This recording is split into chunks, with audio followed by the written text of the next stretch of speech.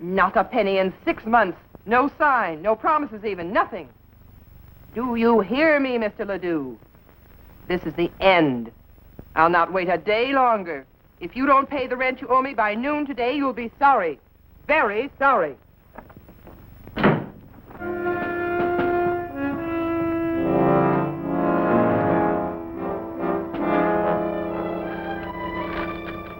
I wish you would relent and come to the wedding, Paul, darling. I understand how you feel about it, but please believe me, it's for the best. All my love, Miranda.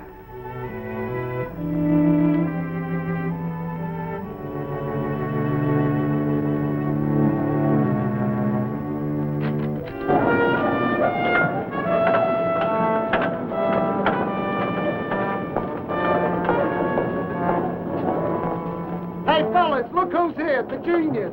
You want to work today, Junior? No, you don't want to work. He gets hungry, he eats a book. He's going to get nice and fat on books.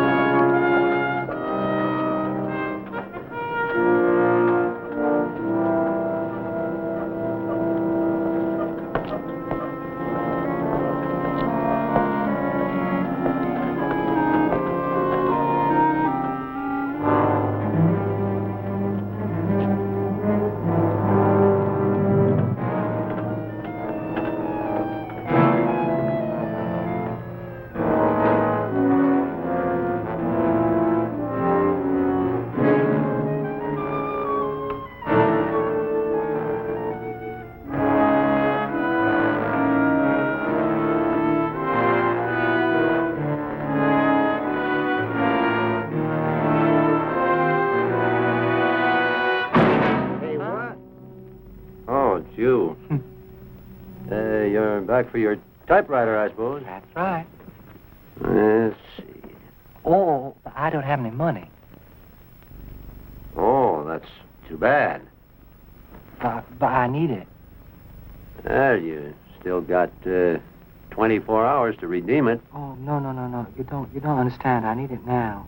You see, I've got things I want to say, things to create. Oh. It's not just for me. It's for humanity. Oh, for humanity. Yeah. Mr. Smith, I know you're a man who understands about humanity. Oh, yeah. Yeah. How much for this?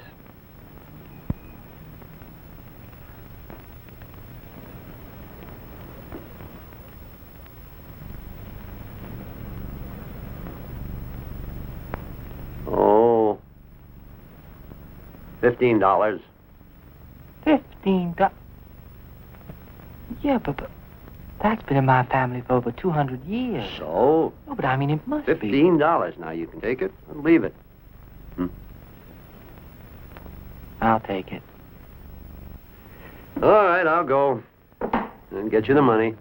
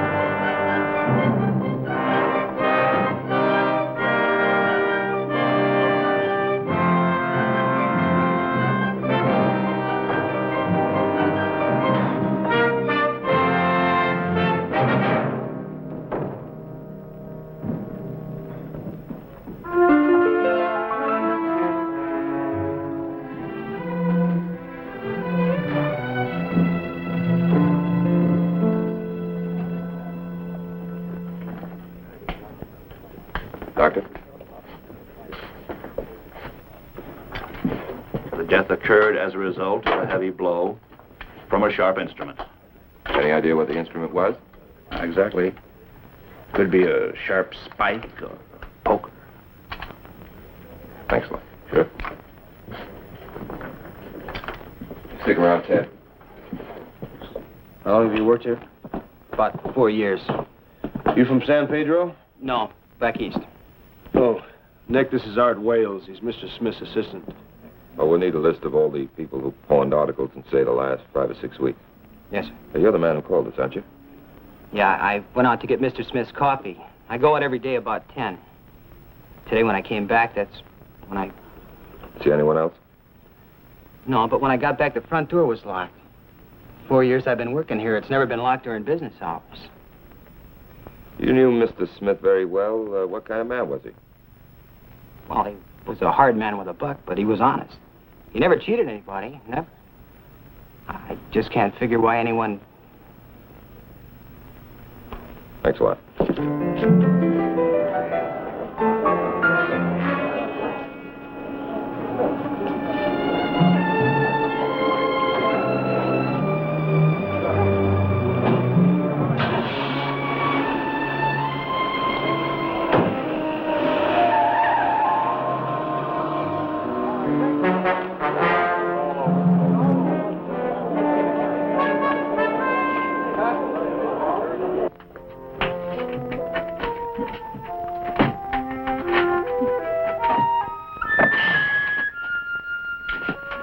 She's locked me out of my room. Well, she can't do that.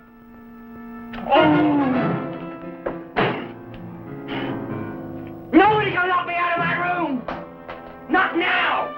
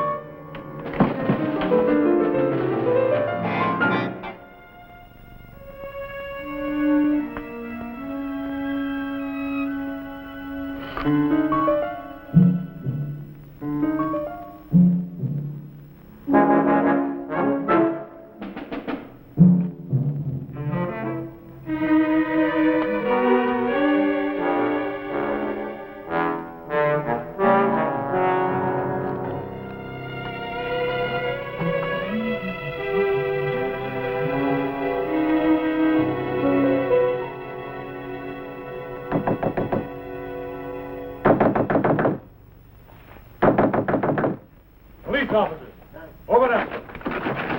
Open up.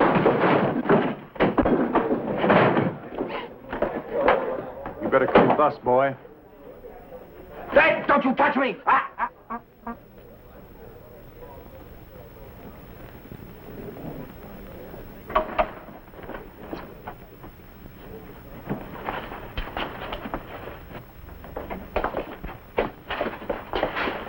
What did I do wrong? You broke in. You've no right to go in here. It's not your room anymore.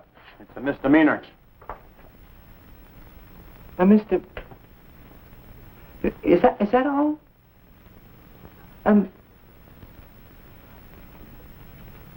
Huh.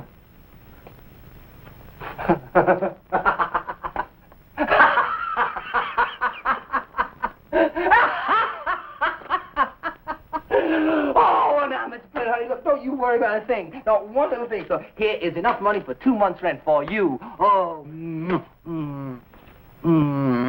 Oh, no, Mrs. Flynn. No, you call those gendarmes off, huh?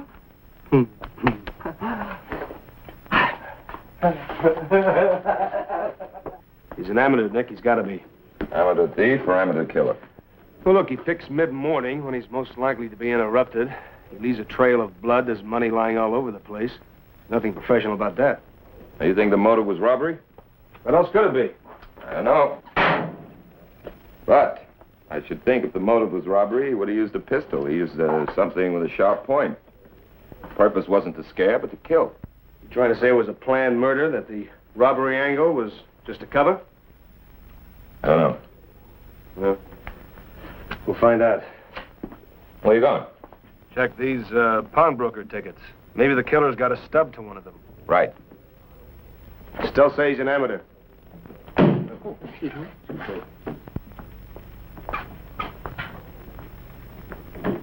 Afternoon.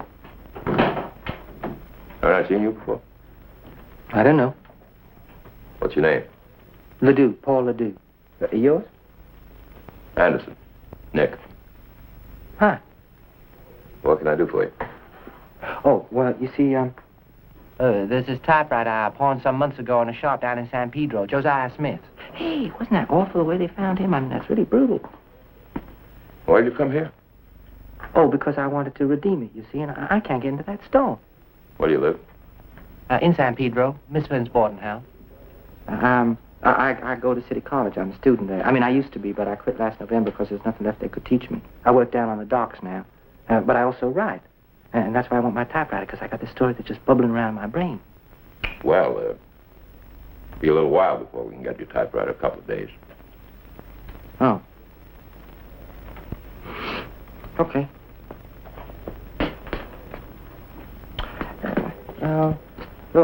Would you mind if I sit down for a minute? I'll go.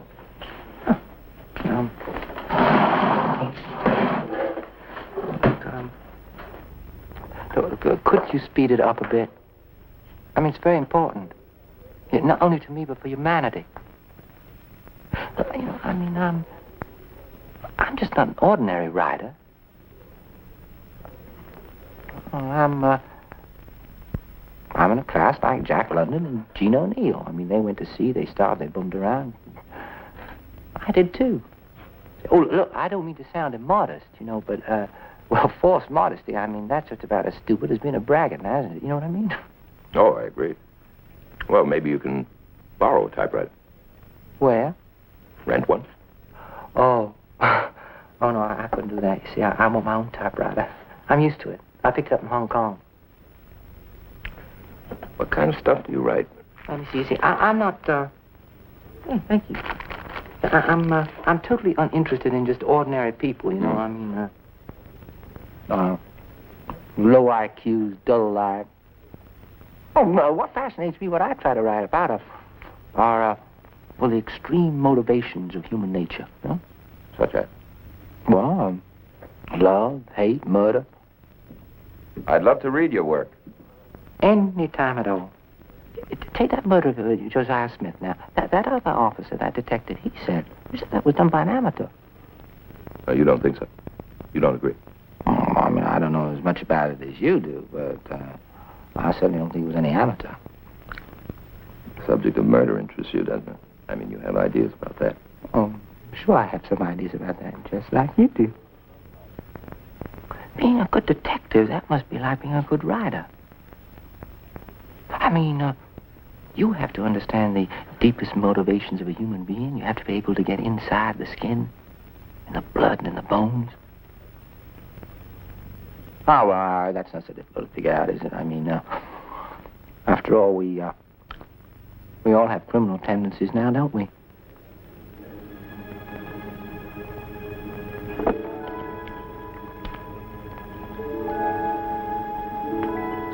Huh? Perhaps we do have something in common, you and I. Yeah. Perhaps we do. Look now, you won't forget about that typewriter now, will you? I won't forget, Mr. Ledoux. Thanks for the sandwich.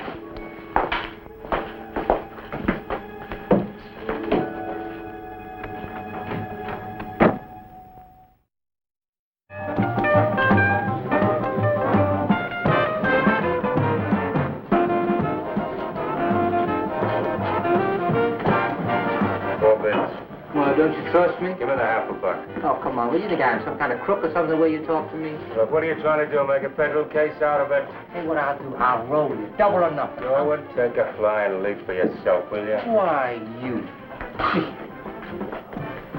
I'll roll with you. Well, now, just what makes you doing here? You following me around or something? Let's have the dice.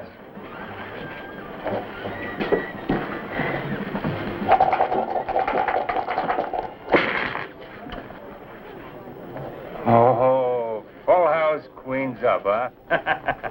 Let's see you beat that, buddy boy.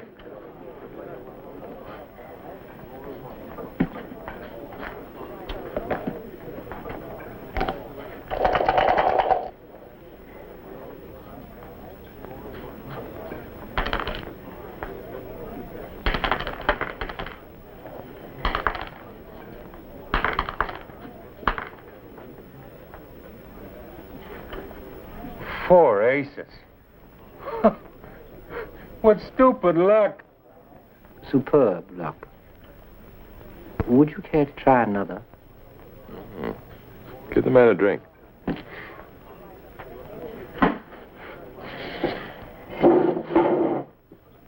Mr. Ledoux. You really believe in luck?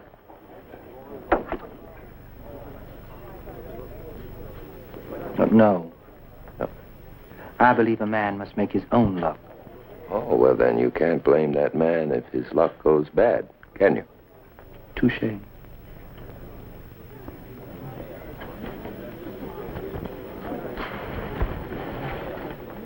Oh, sorry, baby. This boy's the winner. Mr. Ledoux?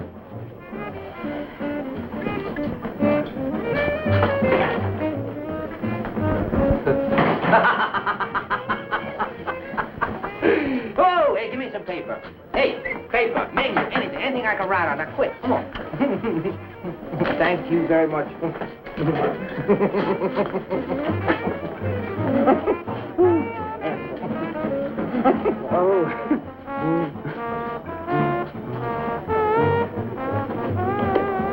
Excuse me. Huh? Oh, did I scare you? I'm sorry. You were writing and I disturbed you. Oh, no, that's fine. No, I'm finished for now. You mind if I cue? No, I don't mind if you chew. Do you mind if I smoke? I don't care if you go up in flames. Oh, that's terrible. Hey, I'm a writer. Oh, what do you write? Oh, I write lots of things about love, hate, humanity, inhumanity. Hey, would you like a drink? I'm drinking bourbon. Great. Two more over here. My name's Ledoux, Paul Ledoux. Yeah, you remember that now because you're going to read a lot about that name. Yeah, what's yours? Annabelle Selinsky. Annabelle Selinsky.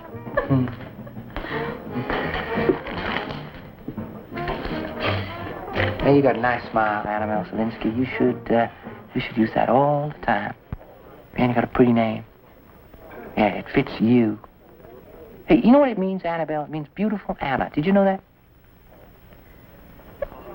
No?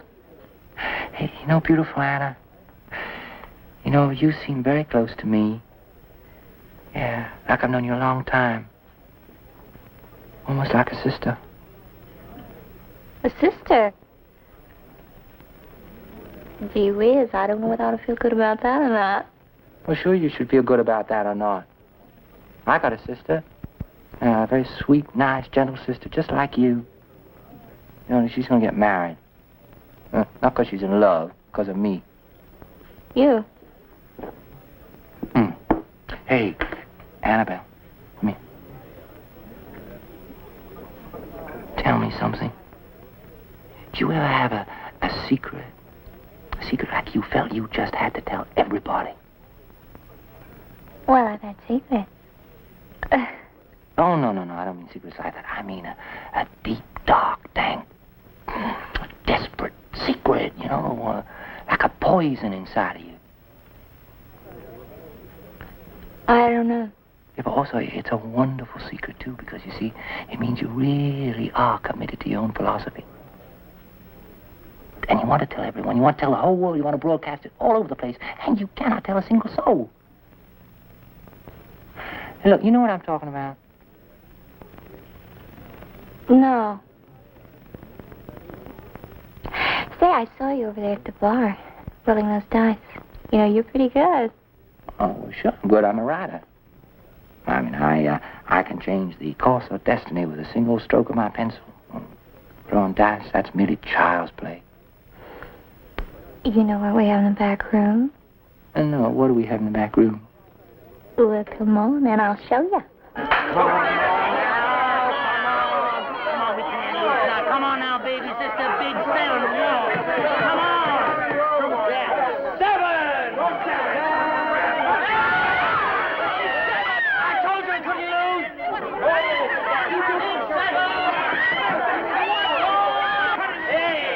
Hey, you want more? Yeah, but I tell you, I can't lose.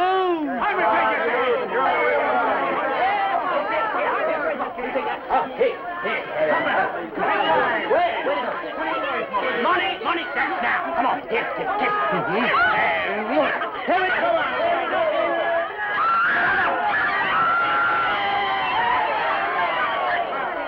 This guy's murder. Come on, okay.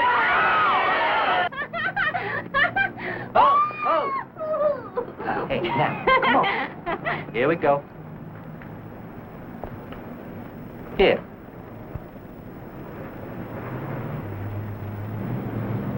Thank you. You're welcome.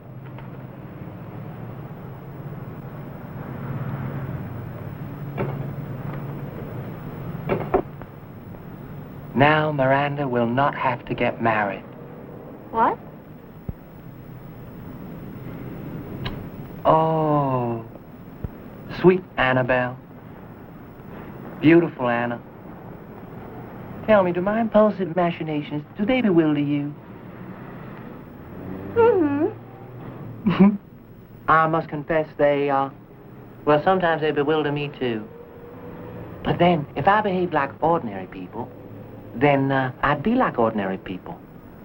And then you wouldn't have any interest in me whatsoever, would you?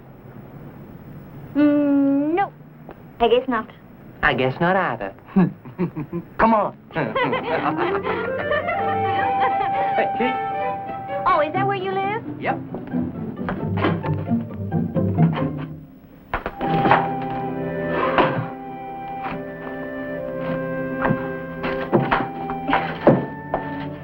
Telegram. It's for you.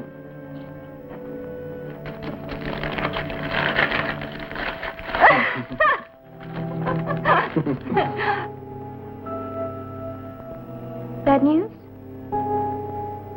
Miranda. She did get married after all. Why?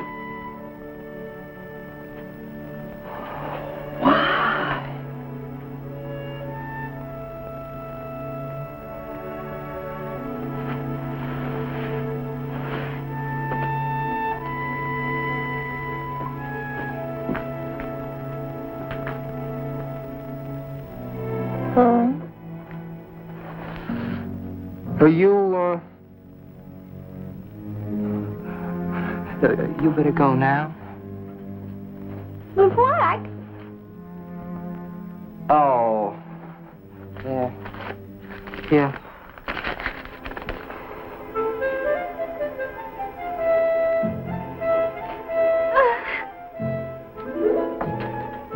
That isn't why I came here. I thought you wanted me.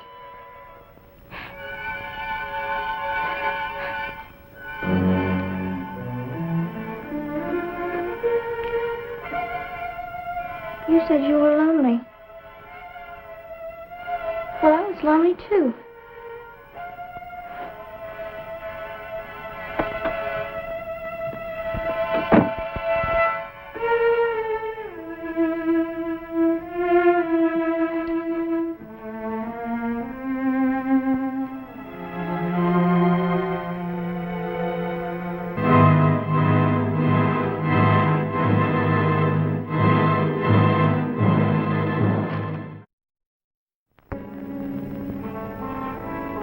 Deprived of illusion, man is a stranger, an exile, forgotten memories of a faraway homeland.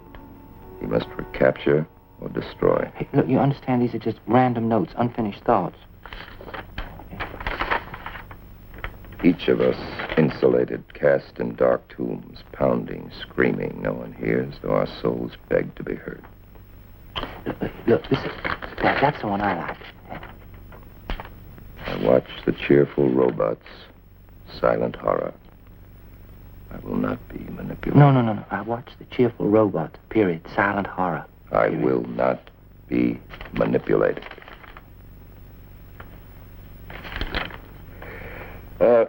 This story, Journey into Darkness, when do you think you'll finish it? Well, when the time comes, it will finish itself. Hmm. Look, do you like it? Oh, excellent. Excellent. A little Kafka, some Dostoevsky, and a strong smattering of Nietzsche. But a lot of Paul Ledoux. Hey. Oh, I'll leave you there. I'll get you some more. Paul?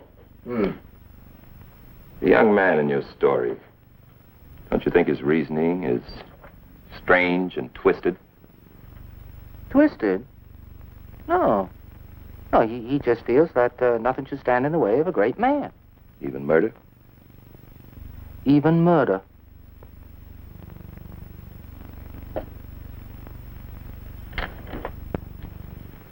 How much of this story is fact and how much is fiction? Oh, well, every writer takes from his own life experience, you know that. For instance, the fella in that story, he works down on the docks in Miller Shipping Company like I do. I went down there. 4 or 5 guys saw me.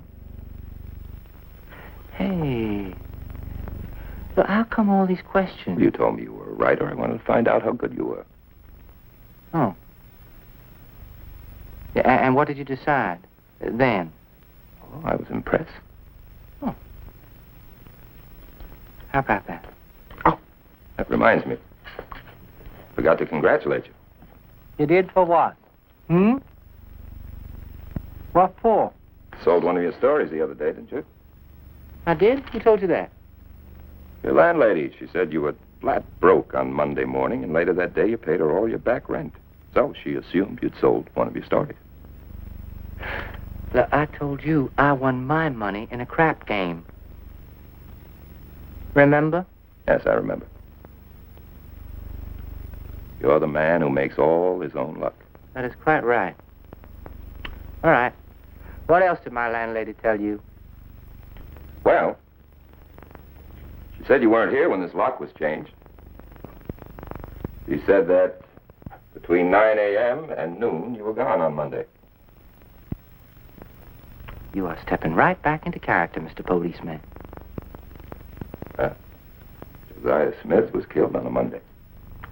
Well, now, I'm sorry to disappoint you, but I was down at the Miller Shipping Company just like I told you. 4 or 5 guys saw me. You can check with them if you like. It might be fun for you. I might just do that, Paul. I might just do that. Thanks for the reading material. Anytime at all, Sergeant. Anytime at all.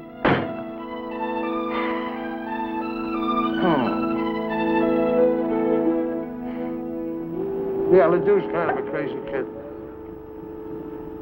Comes and goes, he doesn't mix much. Half the time he eats his lunch with his nose in a book. You have to ask me. I don't think he knows what he's eating half the time. But he was here last Monday. Yeah, he was here, all right, but I don't know why. How much can you lift with one of these hooks? Any trade on the dock. Would you ever use one of these? Yeah, sure. Well, he works. I'd like to take these with us if we could. What do you mean, all of them? That's right. You mind? No, go ahead. I have to lift any crates.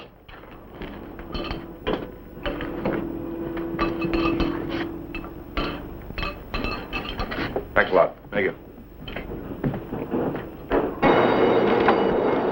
Hey, kid!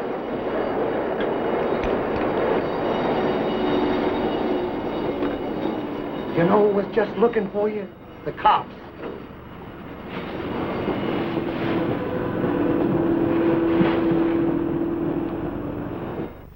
Those are scrapings from the murder weapon.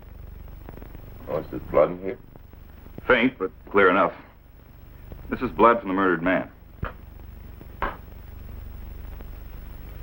Well? Identical.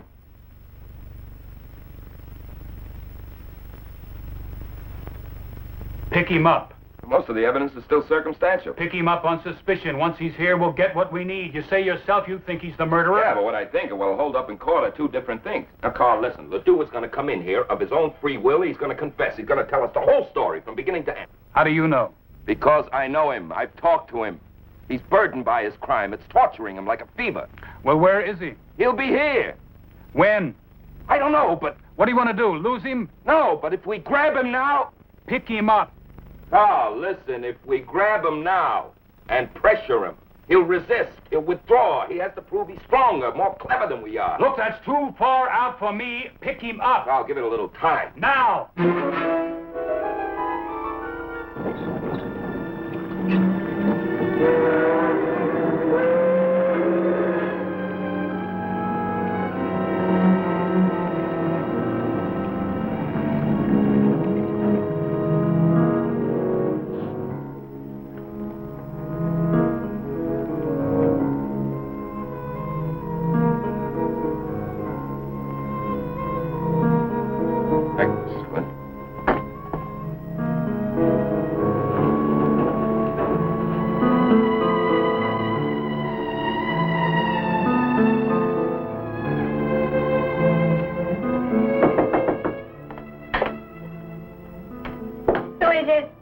It's Paul.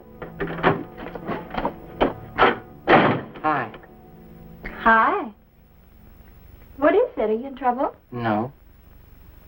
How did you find me? The bartender where we met. Do you mind? No. What makes you think I'm in trouble? Well, you came in. No, I just had some things on my mind, and, well, I wanted to see you. Beautiful Anna. Can I get you something? To eat or drink? Drink. Okay.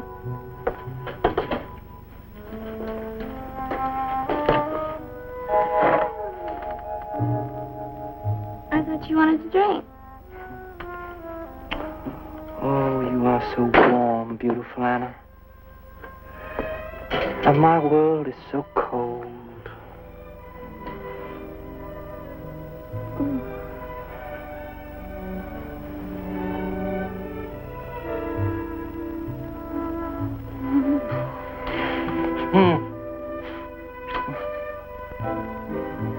Oh, what's wrong?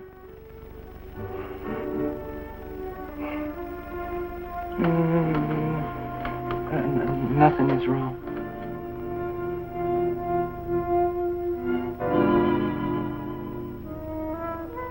Paul, I understand.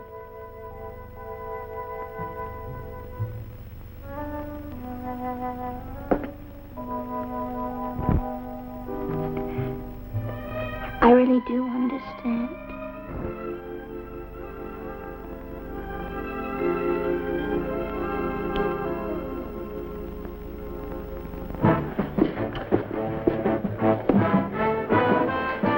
Yeah, well, what'll it be, man? We're looking for a customer of yours. Paul Ledoux. Oh, Ledoux? Most of my customers have got faces, but no names. This one's a writer. Yeah, he's pretty good with the dice, too. Won a drink from me the other night. Yeah, I know the guy. Where does he live? Oh, beats me. What'd he do? Does he have any friends, anybody he might be visiting? Well, you know, a good bartender don't notice, You'll notice. Or we'll notice you. Yeah, well, there is a dame. She hangs out in here. Her name's Annabelle Selensky. Where does she live? Well, wait a minute. I'll find out for you. I was born in Poland, but during the war, my father was killed at Dachau, and my mother brought me over here to this country when I was a little girl. I went to school in Milwaukee. My mother's still there. And I work as a waitress. Sometimes.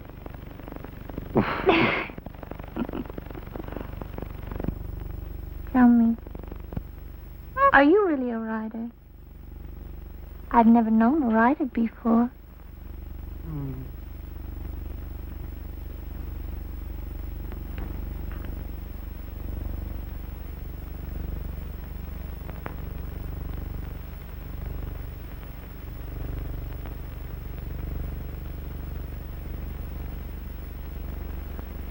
I think I love you.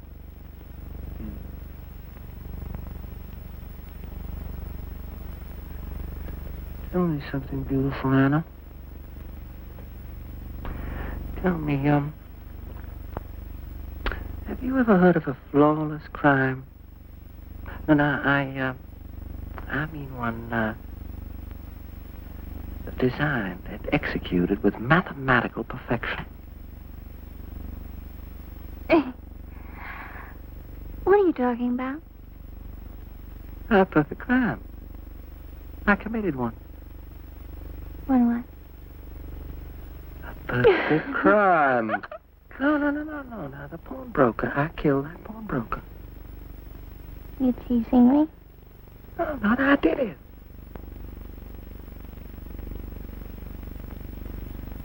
Why? Look, now, what does it matter why? No, now tell me. Tell me, how does it make you feel to share such a secret? Why did you have to tell me? Aren't you glad? You're the only one I could trust, beautiful Anna. Doesn't that show you how much I care? But all you've done is drag me into it. Now, can't you see that? Oh, don't worry. Look, there is a man waiting down to talk to me at the police station, a detective, see? Now, he understands me. He respects me. He knows they got nothing on me. They can't hang anything on me. So I'm going to tell him all about it. Yeah, I'm going to tell him everything. Yeah.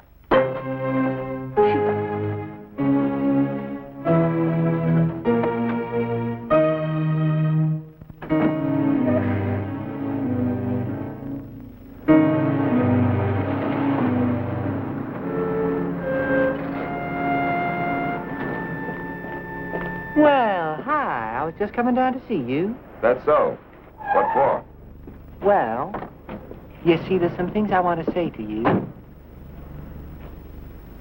Oh, hey. Why, you...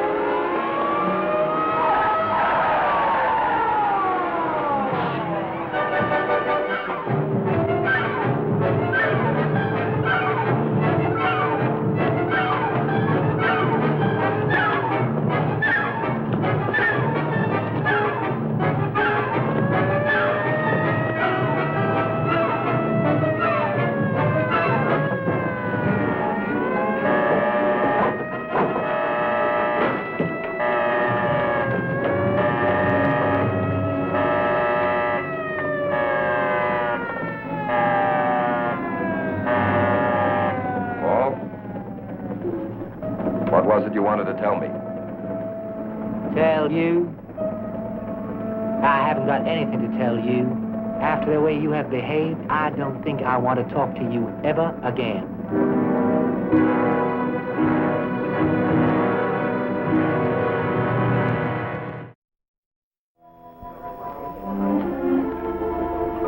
So this guy takes the rams at 14 and cleans up. Not bad, huh?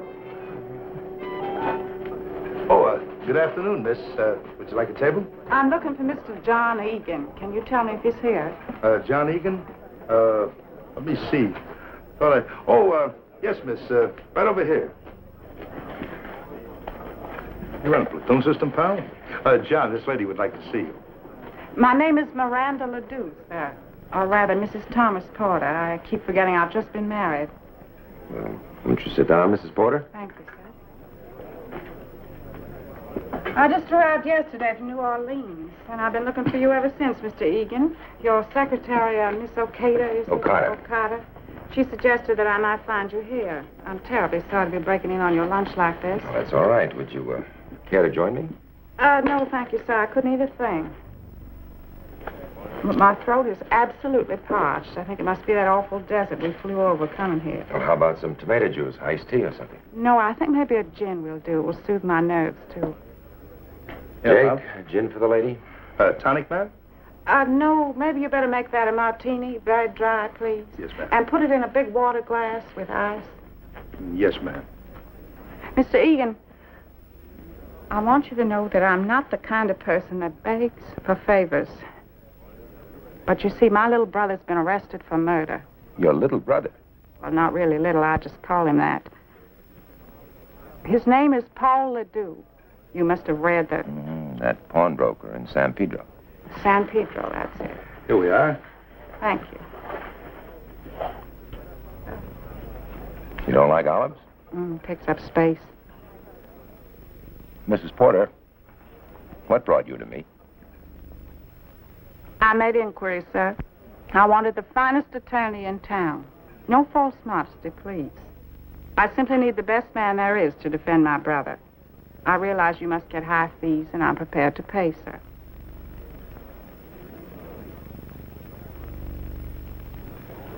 This is a very nice martini. Nothing but the best in Shakespeare's. You will defend my brother, then? Mrs. Porter, money isn't the only reason I practice law. I can't accept all the offers I get for a lot of reasons. Sometimes I'm just too busy. Too busy, sir. Mr. Egan, this is not a matter of taxes or mortgages or divorces or any of those awful dusty things lawyers have to take care of. I'm asking you to defend a man's life. A gifted man's life. Gifted? I know him. I practically brought him up. He is an unusual person. He's brilliant. He's talented. He's dedicated. May I please have another one of these? No, Olive. Do you know what that means, dedicated? A man who lives what he believes. A man whose life is his art. Do you know how many men there are like that, Mr. Egan? Mrs. Porter, has your brother been arraigned yet? Oh, I don't know. They've assigned some man, some lawyer to defend him. I don't want any lawyer, Mr. Egan. I want the best. I want you. Thank you. Mr. Egan, my brother Paul is a stranger. He has no money. He has no friends. He would become angry if he knew what I was doing. He has such pride. They could execute him, and he is innocent. I know he is. Let me talk to him. Find out what's happening, all right? I'd be so grateful, sir. Eternally grateful.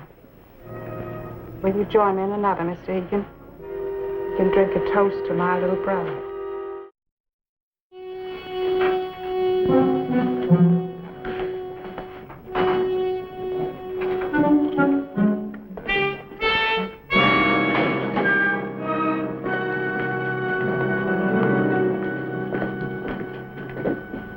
Paul Ledoux? Correct. I'm John Egan. I've been asked to take over your defense. Oh, I didn't ask you. No, your sister, Miranda. Oh, my sister. Well, I must assume you are an excellent attorney. You are also very tall. Sit down, Paul. Thank you. You know, the best attorney is never any better than the cooperation he gets from his client. Well, now, what makes you think that I wouldn't cooperate?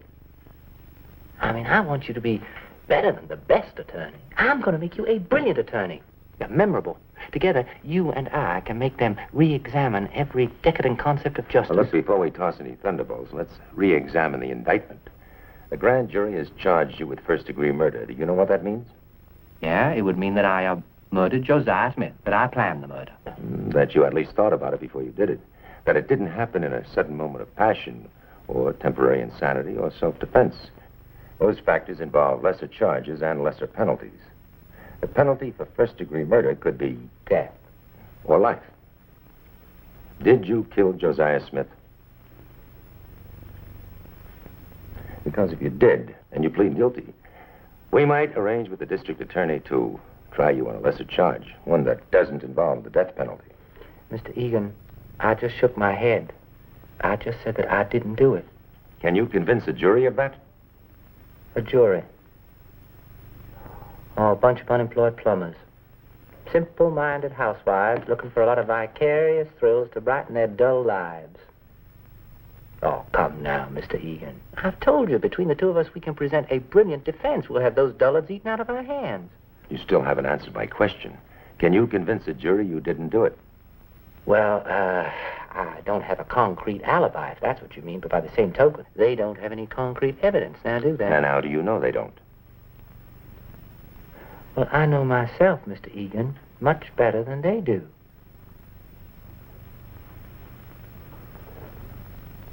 Now, come on, Jerry. I've seen the transcript of the preliminary hearing. Your evidence is circumstantial, and your witnesses. Ah, but we've got the murder weapon, remember? And the landlady. She's good for a few points. Well, how about this Solinsky girl, the one he picked up in the bar? Well, actually, she hasn't told us enough to matter, but we're still working on it. And in case you haven't noticed, you've got nothing to establish his motive for killing. Let me quote. To be obsessed with moral codes presupposes a very low grade of intellect. Nietzsche. Nietzsche. Nietzsche isn't on trial. Well, as a matter of fact, in a way, he is. You ought to read this story again, John. The two is telling us that his little Superman is above the law, above the ordinary concepts of morality. You know something, John? I'd like you to put your little Superman on the stand. Let him expound his ideas in court. You know something, Jerry? I might just do that. Good. And if nothing else works, it'll give him a chance to convict himself. You're going to get pickle juice on the evidence. Mr. Martinez, how many men work in the warehouse? Gee, I don't know, 15 or 20. I mean, it all Does depends. every one of them use a hook? Yeah, well, I guess they all use Then any one of 15 or 20 men could have taken that hook from the premises. Is that correct? Yeah, but wait a Thank minute. you, Mr. Martinez. Wait a minute, will you? Witness may step down. That was very good, Mr. Egan. You handled that very well. I'm glad you approve, Mr. Ledoux. Dr. Horsley, as a qualified psychiatrist and an expert witness, I'd like to hear your analysis of this manuscript. Well, the stream of consciousness segments are strongly symptomatic of extreme paranoia. Can you quote an example, sir? Well, I've marked down a few of the more obvious passages. Now, here, for instance, on page 7, the narrator, the protagonist, states, "In this bitter world, this menacing prison of unrelieved darkness, I sought refuge and found only hostility. Wherever I turned, I saw the faces of evil strangers, grinning, smirking, mouthing obscenities, accusing me of crimes yet to be committed, speaking in voices that were startling echoes of my own." Note the withdrawal from reality implicit in that passage. The self-identification with evil strangers. The accusers who spoke in echoes of his own voice. The indications are obvious. Paranoid. Strong hostility toward authority, manifesting itself in antisocial behavior, seeking its catharsis in physical violence. A clear-cut criminal type. Now, Dr. Horsley, who are you referring to? The writer of the story or the protagonist in the story? Well, as I see it, in this story, the writer is the protagonist. Thank you, Dr. Horsley. Cross-examine.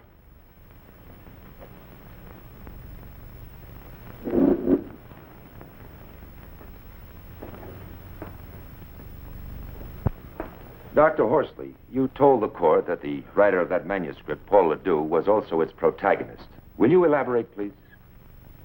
In a story like this, the protagonist is usually a projection of the writer himself, an extension of his personality. I'm afraid I don't understand, Doctor. It's quite simple, Mr. Egan. To write convincingly about abnormal behavior, an author must be intimately, personally familiar with the emotions involved. Then he simply transfers these abnormal emotions to a character in the story. Thank you, Doctor. Will you please identify this book and its author? Crime and Punishment by Dostoevsky. Are you familiar with it? It's a definitive study of a psychotic killer. From a psychiatric viewpoint, would you say it was convincingly written? Very. Then, following your logic, Doctor, we must assume that the author, Dostoevsky, was also a psychotic killer.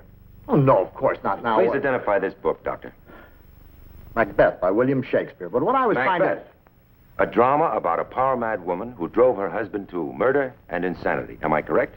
Yes, that's right. But Was Shakespeare a power-mad woman? Of course not. Was he a murderer or a madman? Oh, but you obviously don't... I hand you this book, Doctor. It's entitled Black Beauty by Anna Sewell. Are you familiar with it? I read it as a child. Describe the protagonist, please.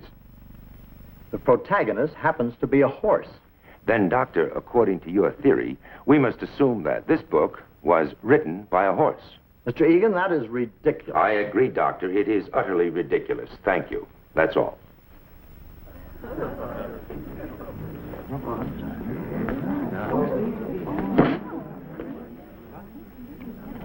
That was excellent. Absolutely inspired. Look, even the jury's laughing. They're not so dull and simple-minded after all, are they?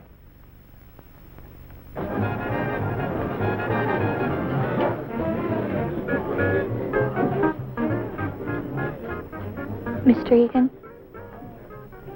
is he going to be okay? Does he have any chance at all? Does he deserve a chance? That's a funny thing to say. You're his lawyer.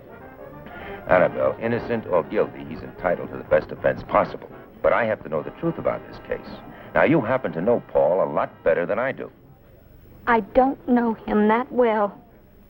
Honest. When did you meet him?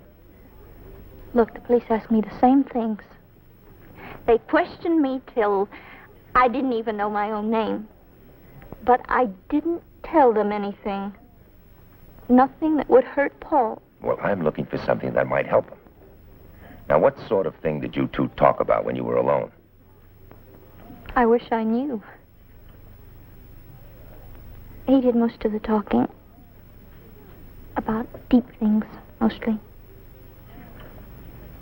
Nobody ever talked to me like that before. Like, maybe I was the only one that he could talk to. He treated me like I really mattered.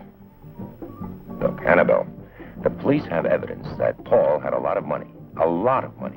Now, they think it was stolen from Josiah Smith. Paul says he wanted gambling. Now, I've got to prove that he's telling the truth. What do you know about that? I already told the police. I know what you told the police, but a man's life is at stake, and I have to be absolutely sure. You want to help him, don't you? Now, is there anything you can tell me? Anything at all? Look, I just don't want to get involved in it. Okay? Okay.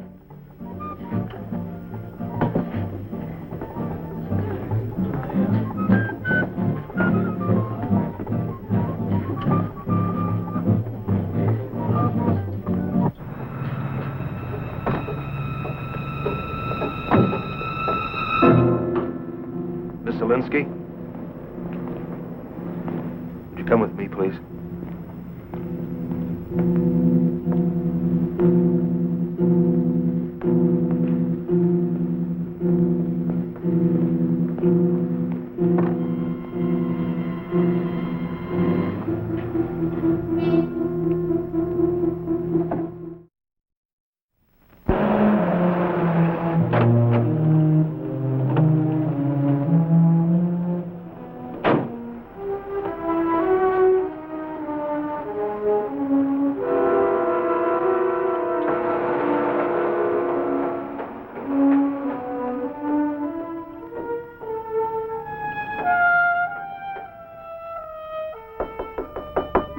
Who is it?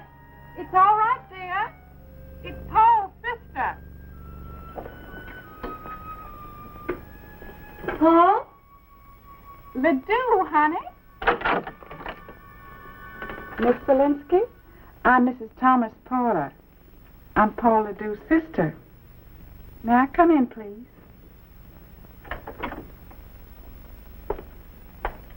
Oh, what a charming place. Well, I had no idea it would be this nice. Well, it's kind of messed up now. I was getting ready for bed. Oh, well, I'm so sorry to be intruding on you like this, but, well, Miss Zelinsky, I just had to meet you. Paul has told me so much about you. He thinks you're terribly amusing.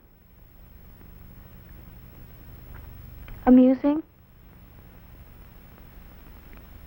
Oh, and he's asked me to give you this.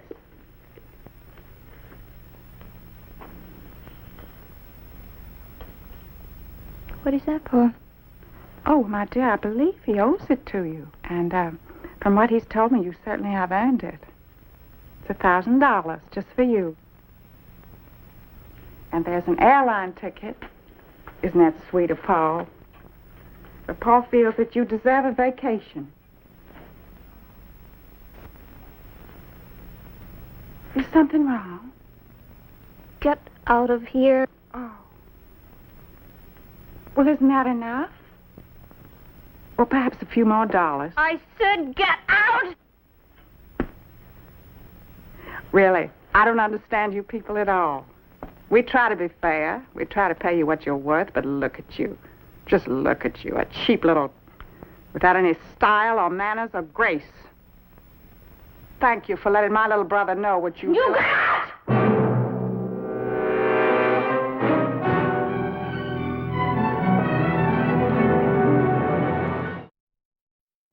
Prosecution may call its next witness. Thank you, Your Honor. Miss Annabelle Solinsky, please. Miss Annabelle Solinsky.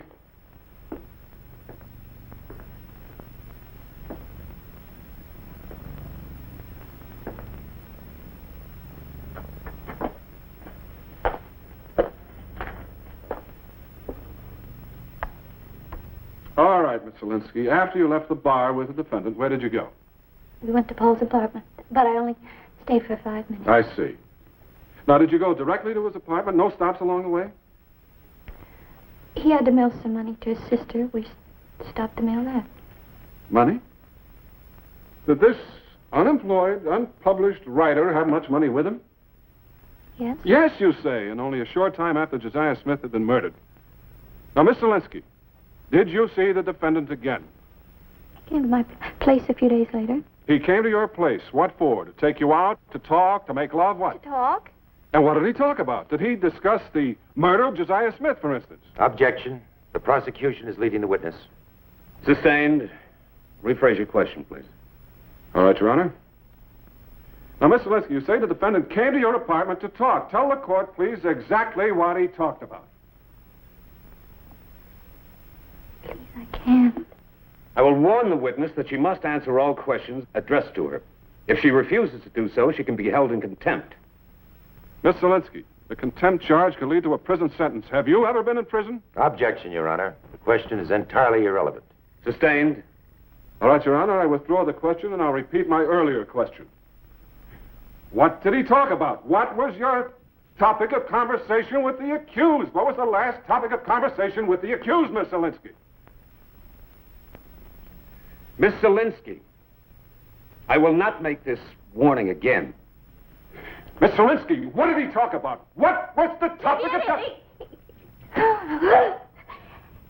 He killed the pawnbroker!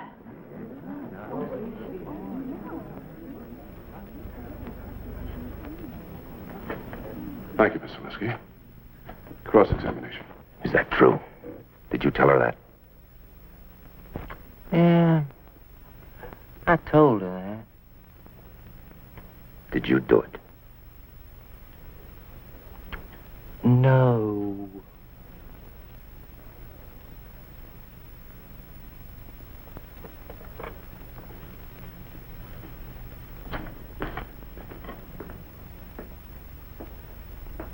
Miss Solinsky, you said Paul Ledoux had a lot of money when you met him. Do you happen to know where he got it? He won it in a crap game. I saw him You saw him? Where? in the back room of a bar. I was right there with him. Thank you, Miss Solinsky. Now, you've already mentioned one subject you and he discussed. Did he talk to you about anything else? Well, he liked to talk about writing. About the stories he'd written and the ones he wanted to write. He told me all kinds of wild, crazy things about where he had been and the things that had happened to him. Can you give us some examples? Well, he had a lot of stories about when he shipped out on this freighter. And once, when he was in Hong Kong, he traded some opium for a typewriter. And you believe these stories? Did it ever occur to you that he was trying to impress you, that these stories were false? I guess so. But, well, he did impress me. I mean, I don't care if they were make-believe. They were nice make-believe. Of course. Did it ever occur to you that his confession of murder might also be false? Objection. Yes. The question calls for an opinion and conclusion by the witness. Sustained. No further questions. Thank you, Miss Zelinsky. Wow. That should be a very interesting experience. No, I don't want any verbal acrobatics out there. The way you act on that stand may well determine the outcome of this trial. I want you to be pleasant, humble, and direct in your replies. No lectures, no speeches, and none of that half-baked Superman philosophy of yours. Is that clear? Pleasant, humble, direct. And truthful. Well, of course. Have I ever been otherwise?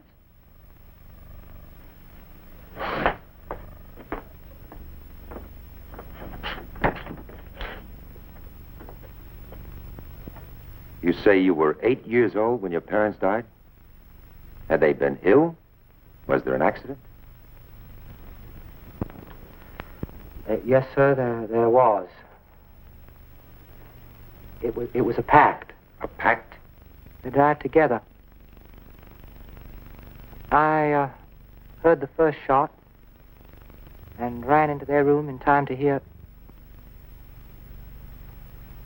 No, in time to see the second shot. Boy, 8 years old.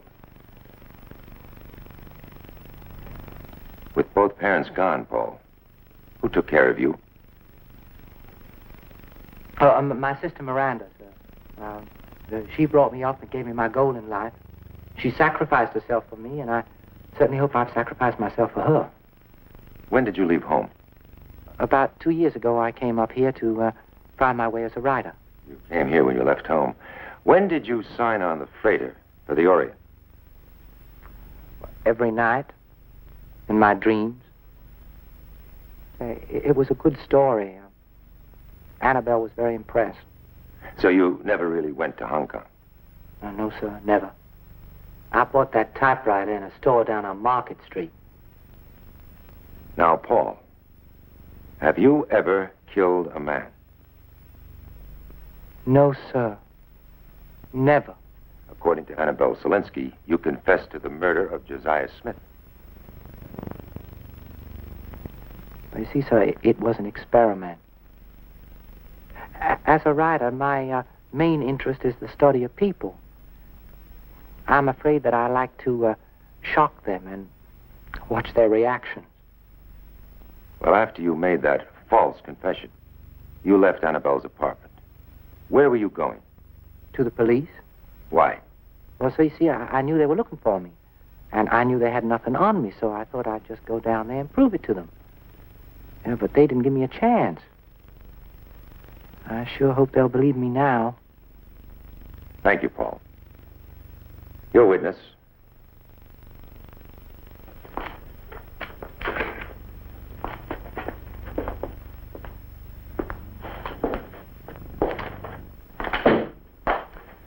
Mr. Ledoux. It's remarkable. You're such a young man. Did you really write this excellent story, Journey to Darkness? Yes, sir, I did. Oh, you understand, of course, it isn't finished. Oh, I understand. Will you describe what happens, please, in, well, say, brief general terms? How can I be brief in general? In your own way. Oh, yes, I'll try. You see, it's a story about a young man who commits a murder, traps the police into capturing him, and is declared innocent in a court of law. You know, Mr. Ledoux, I've read this story Many times, but I don't seem to be able to grasp the motive for the murder. The motive is philosophical. The young man commits the murder to preserve his identity. Well, would you explain that, please? Oh, yes, I'll try. The hero is a highly sensitive young man of superior intellect who feels that his individuality is being destroyed by the pressures of society. He feels that the only way he can break through the walls of conformity is by committing an act of violence, a murder. Oh, I see.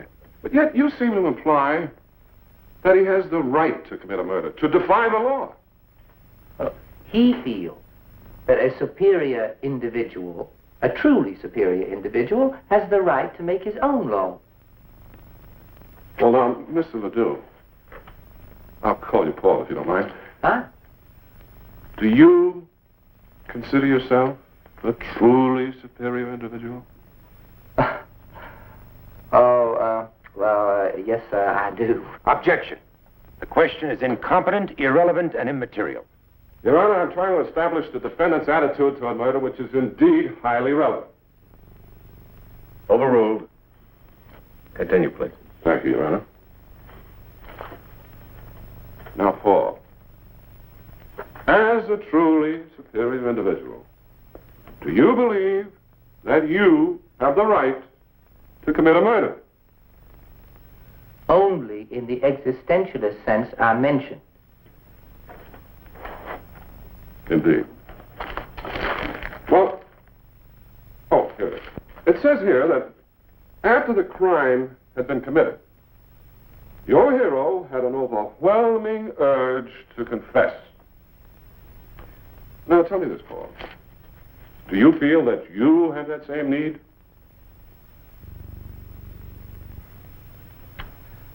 Now, don't we all? But the confession hasn't been written yet. Would you care to make that confession now? I beg your pardon? Now, Paul. Now, tell this court, tell the world, why and how you murdered Josiah Smith. Objection, Your Honor. The prosecution is deliberately confusing and misleading the witness. Your Honor, the boy wants to confess. Look at him. Look at his face. May it please the court, are we here to evaluate the evidence in this case or to judge this man on his facial expressions? Objection sustained. Now, Paul, now you have an opportunity to finish the story, this manuscript. Now, tell me, did you or did you not kill Josiah Smith?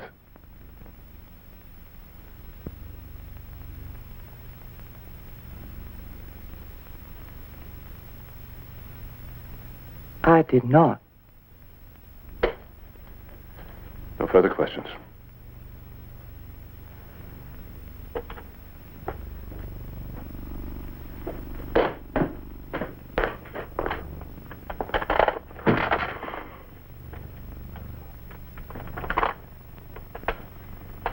Nice work. There's nothing left now but an acquittal. An acquittal? Well, can you be sure? Look at the jury.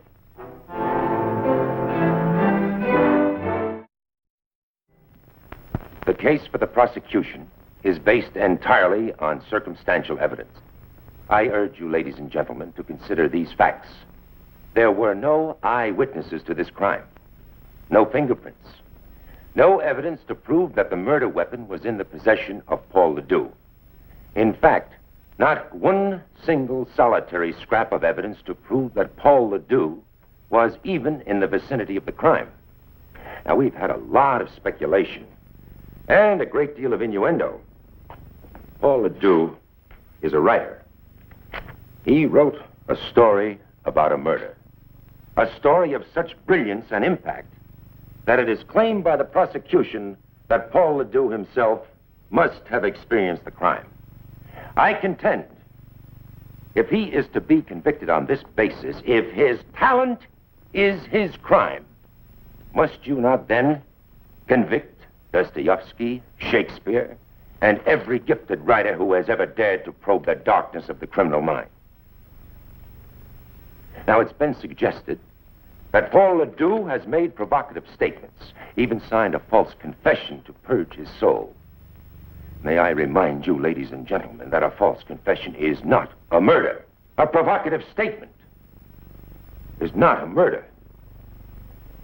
The curious ideals and strange philosophy of Paul Ledoux, no matter how shocking, are not on trial in this courtroom, nor is his character, nor his talent, nor his social conscience. Your obligation, ladies and gentlemen, is not to his conscience, but to your own. Can you accept this flimsy circumstantial evidence against this man without question? Does this evidence prove to you, beyond the shadow of a doubt, that Paul Ledoux killed Josiah Smith?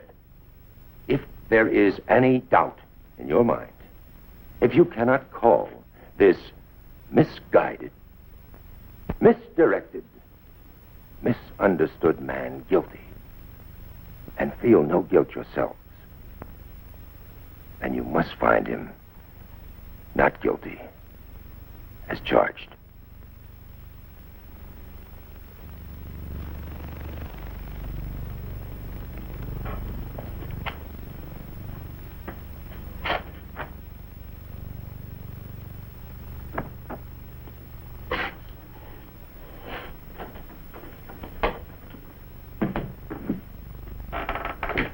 Why so grim, Mr. Ledoux?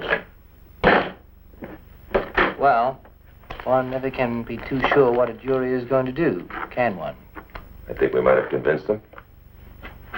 Yeah, you mean I've made myself 12 new friends? Dullards. Simple-minded housewives, unemployed plumbers, isn't that what you call them? Apparently you're not as self-sufficient as you'd have the world believe. You realize your entire destiny is in the hands of those simple-minded dullards? Oh, it would seem they're just that, too. After all, they're going to acquit a murderer. Oh, come on now. You never really thought I was innocent, did you? Frankly, I've never been certain. No, you can be. I mean, it's just the two of us here, so it doesn't make any difference. Hey, tell me, how's it feel? Does it bother you to be defending a guilty man? At this point, it would bother me more if I didn't. Hell, I mean, I'm a cold-blooded murderer. A killer. And I'm an attorney. It's my job to protect your legal rights to due process. To make sure you're not prejudged. Not even by me. Amazing rationale. What are you after, Ledoux? Punishment or justice? Ooh, I think you know dang well what I'm after. If it's punishment you want, why didn't you plead guilty? Because our hero is a highly sensitive young man of superior intellect who feels that his individuality is being destroyed by the pressures of society and who has set out to prove that this monstrosity that you call life is a pipe dream and justice is a mockery. It seems he has proven just that. Well, let me tell you something, my young hero. You will ultimately find the punishment you're looking for, one way or another.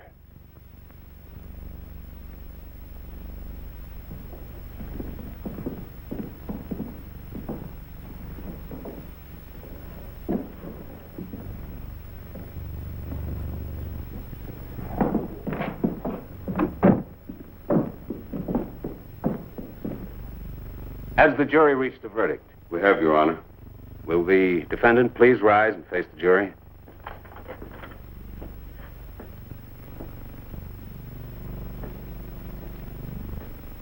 Will the clerk read the verdict? No. Mr. Ledoux, you're out of order. I have something to say. Mr. Ledoux, I must insist that you... I have something to say. Bailiff, will you escort the defendant back to his... What is the matter with you? I want to confess and you won't let me. No. Ah, yes. Now, you listen here. Before you make a fool of me, I am guilty. You know what I've done? I've challenged your laws. I've broke them. Your Honor, I request an immediate recess in order to record the defendant's confession of murder. Mr. Egan? I have no objections, Your Honor. None at all. Very well. This jury is dismissed.